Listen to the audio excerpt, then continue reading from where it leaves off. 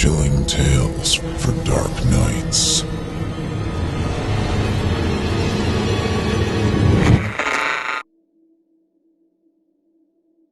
It was the dirtiest breakup I ever went through, and honestly, it was all her fault. While I was working weekends and studying until late at the library, she was meeting other men. I found out from my friend during Christmas break, who saw her leaving the theater with her arms around someone else.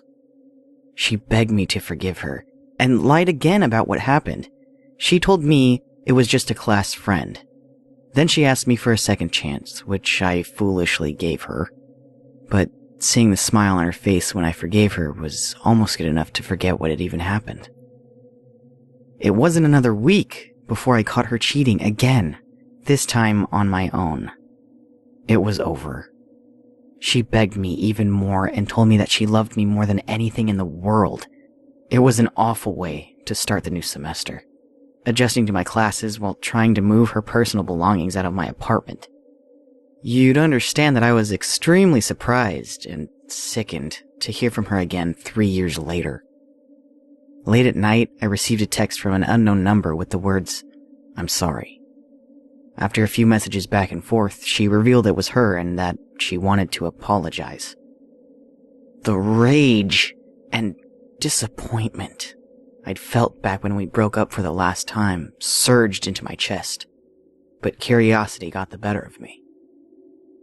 "I don't ever want to see you again," I replied, while I truly wanted to see how she'd react. "I understand. You never have to see me again. I only wish I could have proven my love for you. Instead, I only hurt you. I'm so sorry." Her words didn't do much to melt the years of hatred I had built up, but my heart was beating fast with both anger and regret. What if I had misunderstood something? Why would she try to do this to me again? "I don't want to see you again, but I accept your apology. Goodbye." I sent my last message to her and went to bed, placing my phone on the nightstand. Immediately, my phone vibrated, but I ignored it and tried to sleep.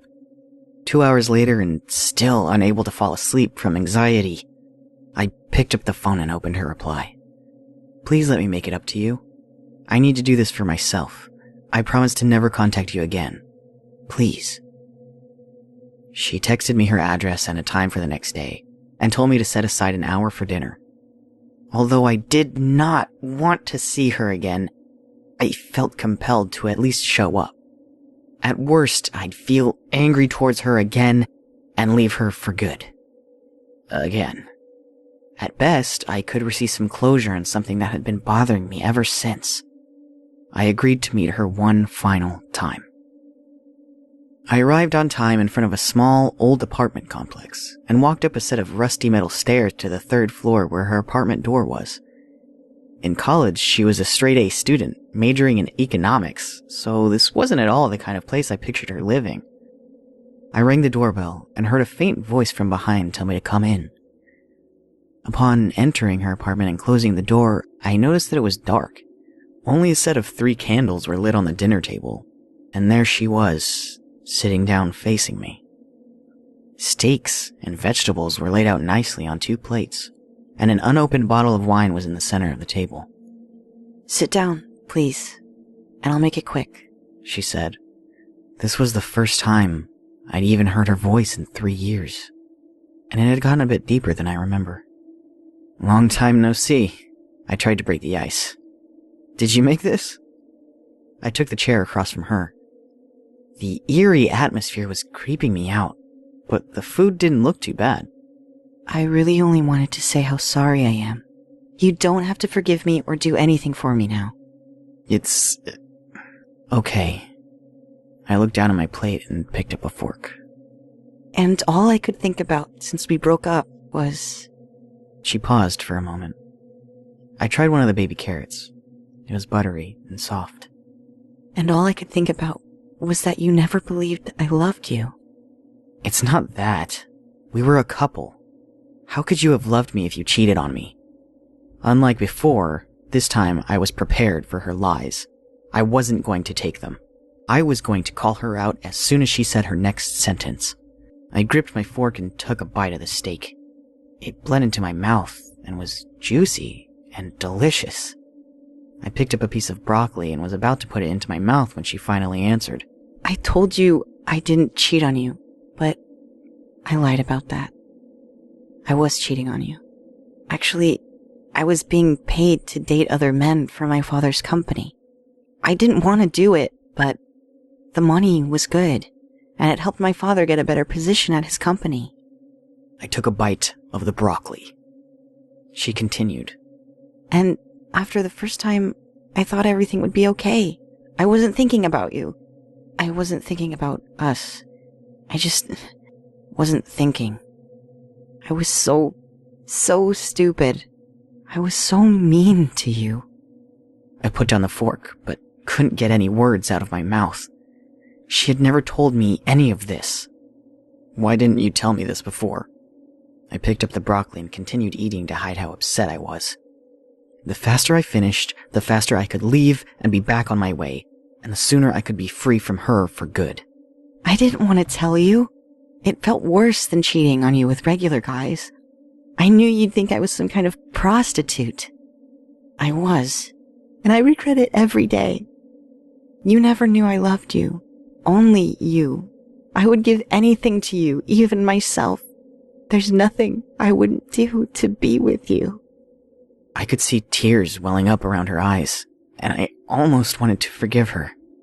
But the years of anger and regret wouldn't let me. I stood up and started for the door. My feet were willing to act even before my mouth could. That's when I saw her wheelchair. She rolled out from behind the dinner table to call out to me. Wait, don't go! She cried out. I stopped and turned around. Then I froze. She was completely missing her right leg from her thigh and below. Oh my, what happened? Did you have an accident? Yes, sort of. But it looks worse than it is. A tear ran down her cheeks. I had a small car accident, and I was in the hospital. It happened last week. Oh no. I'm sorry that happened, I told her. Despite never wanting to see her again, I didn't want to see her in pain. It's okay. I only had a concussion. But while I was out, I had a dream, and I saw you. She smiled at me. And I remembered everything that we did and everything that I did. Everything I did to you was so wrong. And I just started crying as soon as I woke up in the hospital. I needed to show you how much I loved you, so that you could know it wasn't your fault. It was your fault. You cheated on me. I held back tears and turned back to the door. You don't have to forgive me. I already told you that. She wiped away her tears. Then she smiled slightly and asked me, But was I good? What? I was taken back by the odd question. Was she referring to our midnight makeout sessions? I couldn't even remember but a few. The dinner. The steak. My stomach turned. Now you know, don't you? You have to know. I love you. I'd give you anything. Even myself. Even my body. I looked down at her missing leg, and my vision started to blur as I stepped back. And now I'll always be with you. I threw the door open and ran down the stairs to my car. Everything from then on happened so fast that I can't remember any of it. Somehow, I got home safely. I crawled into my bathroom on my hands and knees and threw up until I passed out. The next morning, I blocked her phone number and considered changing my own, but this was a bit of an overreaction on my part. After all, I hadn't seen her in 3 years, and my only memories of her were covered in a cloud of rage. This took time to pass. In fact, it took a month for it to pass. And I can't believe this would be happening, but tomorrow we'll have our first date in over 3 years. I'm meeting her at the mall. It's the same place we first met. And we're going to start again, slow. After all, now I can see things clearly. I know that she truly loves me.